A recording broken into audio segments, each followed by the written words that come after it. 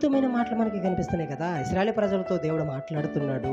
ఇదిగో బానిసత్వంలో, ఐగుప్తు బానిసత్వంలో మీరు ఉన్నప్పుడు, మగ్గిపోతున్నప్పుడు ఎంతోమంది బానిసలుగా మీరు నలిగిపోతున్నారే, అలాంటి స్థితిలో నుంచి మిమ్మల్ని బయటికి రప్పించాను కదా, అలాంటి స్థితిలో నుంచి మిమ్మల్ని విడుదల కలిగజేశాను కదా.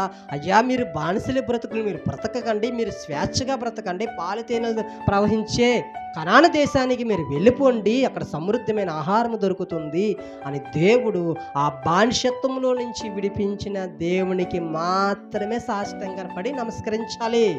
దేవునికి మహిమ కలుగును గాక. అంతేగాని దూడను చేసుకోను, రకరకాల విగ్రహాలు చేసుకోను, మీరు పూజిస్తాను, మిమ్మల్ని ఆరాధిస్తాను అంటే దేవుడు ఒప్పుకోడు. పెట్టల రాళ్ళిపోయినట్టుగా రాళ్ళిపోయారండి ఇశ్రాయేలు ప్రజలు. ఎందుకో తెలుసా?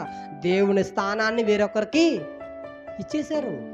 ఇటు దేవుడే మనల్ని కాపాడ్డాడు, దేవుడే మనకు ఆహారం పెట్టాడు, దేవుడే మనకు నీళ్ళు ఇచ్చాడు, దేవుడే మనకు సమృద్ధమైన ప్రాంతానికి, విస్తారమైన ప్రాంతానికి, కానాను దేశానికి మన ప్రయాణంలోను దేవుడు ఎన్నో అద్భుతాలు, ఆశ్చర్యకార్యాలు, ఎర్ర సముద్రం 2 పాయలు చేశాడే, రాత్రి అగ్నిస్తంభము పగల మేఘస్తంభముగా ఉండి మనం నడిపించాడే, మన బట్టల మాయలేదే, మన చెప్పులు అరగలేదే, మనకు అలసట రాలేదే, అద్భుతాలు చేసిన దేవుడిని నేను ఎలా మర్చిపోతానని ఇంగిత జ్ఞానం లేదండి ఆనాటి ప్రజలకు.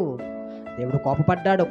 అయ్యా ఇశ్రాయేలు ప్రజలారా, నన్ను ఎంత బాధకి గురి చేశారో తెలుసా? మీరు బానిసత్వంలో, ఐగుప్తు బానిసత్వంలో నలిగిపోతున్నప్పుడు నేను మీకోసం ఆలోచించి నా భక్తుడైన మోసేని పంపించి మిమ్మల్ని విడిపించి కానాను దేశాన్ని ప్రయాణంలో మీరు ఉన్నప్పుడు ఎన్నో అద్భుతాలు చేశానే. మీకు ఆకలి వేస్తున్నప్పుడు ఆకాశం నుంచి మన్నాను కురిపించానే, మీకు దాహం వేస్తున్నప్పుడు బండ నుంచి నీళ్లు రప్పించానే, మీకు సముద్రం ఒడ్డేస్తే సైన్యము మిమ్మల్ని తరుముకుంటూ వస్తున్నప్పుడు ఎర్ర సముద్రం 2 పాయలు చేసి గోడలుగా నిలవబెట్టి మిమ్మల్ని దాటించనే, 6 నేల మీద నడిచినట్టుగా మీరు నడిచి వెళ్ళిపోయారా? మర్చిపోయారా?